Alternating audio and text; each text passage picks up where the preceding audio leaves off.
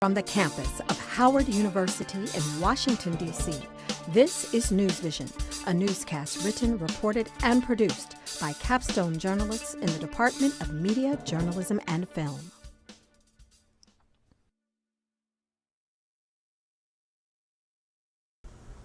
Good evening and welcome to the News Vision News Brief. I'm Sydney Stallworth. And I'm Anaya Ray. On Sunday, March 31st, rapper Nipsey Hussle was pronounced dead after shots were fired in front of his store in LA, according to the Los Angeles Police Department. Along with Hussle, 2 other men were also shot, although they survived their injuries.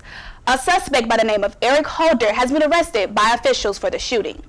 Fans of Hussle held vigils across the country remembering his legacy and showing their sympathy to his friends, family, and neighborhood. He cared about us. I care about him. You don't understand what he meant to us. Many also took to social media to send condolences to his loved ones. As our country goes through this troubling time, we also look into our own backyard. In Washington, D.C., homelessness has affected our communities, but some are taking a stand and giving a helping hand. Washington, D.C.'s homeless population is more concentrated in metro areas like Union Station. According to a point-in-time survey, over 6,000 people were homeless in 2018 in the district area. Various community members, such as the St. Paul Baptist Church and the D.C. Socialist Party, have come together to do what they can to make a difference for the homeless. If you see someone in need of a shelter, you can call 202-399-7093 or dial 311, and 24 transportation to a shelter will be provided. A bucket in their voices is all Jordan Jones and Teron Stewart need to entertain a train full of people, and thousands more on social media. Howard University News Vision's Shauna Mizell delved into their life. Jordan Jones and Teron Stewart are a 12 and 13-year-old brother-sister duo making a splash in D.C. after gaining the attention of over 32,000 people on Twitter. Between performing and doing media appearances at places like MTV's TRL, they also maintain their grades in school. We do our homework, and then we'll just come out on the trains for a little bit, like an hour or two, and then just go perform. The children's father says they experienced some hardships when they moved from New York to D.C. and got robbed. They stole stuff from us, and stole money, stole IDs and birth certificates, and WIC checks, and jewelry. They just stole it. However, the children kept their head up and did what they could to help. You gotta stick to the positive things. You can't just go into the negative things. You gotta maneuver out of that. And now they're both like, hey, look, we'll pitch in.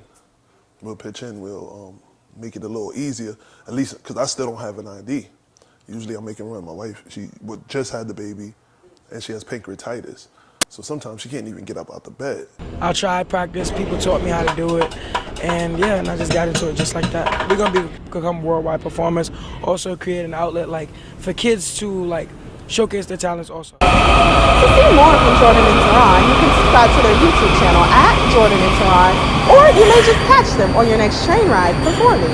For Howard University News Vision, I'm Shauna Mizell. Thanks so much, Shauna. You know, Jordan and Teron also created a GoFundMe to fundraise for their career goals. Yes, if you want to support them, you can find more information on our website, www.hunewsvision.com. It's a wonderful thing to see children overcome obstacles, and the U.S. Tennis Association does exactly that. The United States Tennis Association gives children a chance to fight childhood obesity with just a racket and an open mind. According to the CDC, 1 in every 5 children is obese in the United States. The USTA helps children get into shape by getting into the sport of tennis with practices and sessions for all skill levels.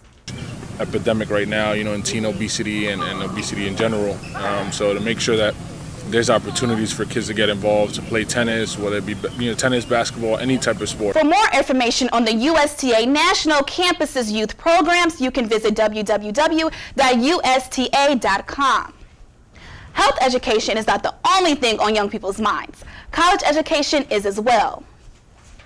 As the debate of free college continues, many pick a clear side in the Democratic presidential race. According to the Federal Reserve, the national student loan debt is at an all-time high at $1.5 trillion. According to a survey by Bankrate.com, 62% of Americans support tuition-free college. Democratic presidential hopeful Bernie Sanders campaigns for free higher education. Others wonder where the money will come to sustain institutions if college is free. All I know is I sure wish I didn't have to pay student loans. Me too. I'm interested to see what role free college will play in the next election. Well, thank you so much for joining us this evening for our News Vision News Brief. I'm Sydney Stallworth. And I'm Anaya Ray. Be sure to join us next time.